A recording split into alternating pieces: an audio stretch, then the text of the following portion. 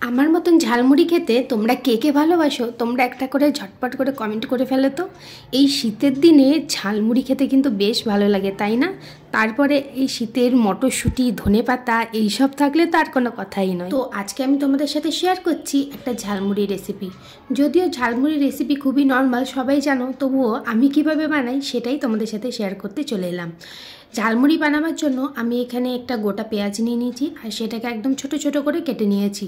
ও হ্যাঁ, আমি এখানে দুজনের মতন ঝালমুড়ি বানাচ্ছি। আর তারপরে নিয়ে নিয়েছি একটা গোটা টমেটো। টমেটোটাকেও একদম ছোট্ট ছোট্ট করে এখানে কেটে নেব। টমেটোটা কাটতে কাটতে তোমরা বলে ফেলো তো তোমরা কে কোনখান থেকে আমার ভিডিও দেখছো। তোমরা প্লিজ একটা করে কমেন্ট করে যেও, তাহলে খুব ভালো লাগবে। টমেটোটা এদিকে কাটা হয়ে গেছে। এবার আমি নিয়ে নিলাম এখানে ধনেপাতা। ধনেপাতাগুলোকেও একদম ছোট ছোট করে কুচি করে করে কেটে নেব। আগে মনে আছে যখন ট্রেনে করে কোথাও যেতাম আমরা, তখন কিন্তু ওই ট্রেনে ঝালমুড়ি বিক্রি করতে আসতো, আর সেই ঝালমুড়িগুলো কিন্তু খেতেও খুব ভালো লাগতো। ওপরে আবার একটা বড় মতো নারকেলও দিয়ে দিত। তবে এখন অনেকটা কোয়ালিটি কমিয়ে দিয়েছে তারা, মানে এখন আর আগের মতন বানায় না, আর তাই আর কিনে খাওয়াও হয় না। তো এদিকে গল্প করতে করতে আমার এখানে সব কাটাকুটি রেডি হয়ে গেছে। আর আমি এখানে মুড়ি নিয়ে নিলাম পরিমাণ মতো, যে যেমন খাবো। তো তোমরাও তোমাদের পরিমাণ মতোই নিয়ে নেবে। তারপরে যেগুলো কেটে রেখেছিলাম, ধনেপাতা, টমেটো, পেঁয়াজ আর কাঁচা লঙ্কাও দিয়েছি, কিন্তু কাঁচা লঙ্কা কাটাটা তোমাদের সাথে শেয়ার করা হয়নি।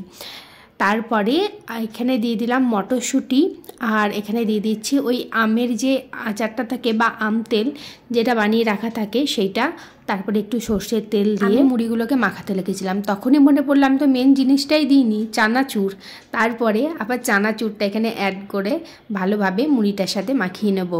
তোমরা চাইলে এখানে শসা দিতে পারো, ছোলা ভিজে দিতে পারো, বা ছোলাটাকে সেদ্ধ করে সেটাও কিন্তু এর মধ্যে ইউজ করতে পারো। তাছাড়াও আলাদা করে বাদাম বলো বা আলু সেদ্ধ বলো সেটাও কিন্তু দিতে পারো। আমি আজকে আর অত কিছু দিইনি। তো তোমরা তোমাদের মনের মতন করে মুড়িটাকে এখানে মাখিয়ে নিতে পারো। শসাটা দিলেও এখানে দেওয়া যেতে পারতো, কিন্তু আজকে আমি শসাটা দিতে একদমই ভুলে গেছি। আসলে ফ্রিজ থেকে বের করে রাখতেই ভুলে গেছিলাম, আর ঠান্ডা শসাটা তাই পরে আর আমি এখানে ইউজ করিনি।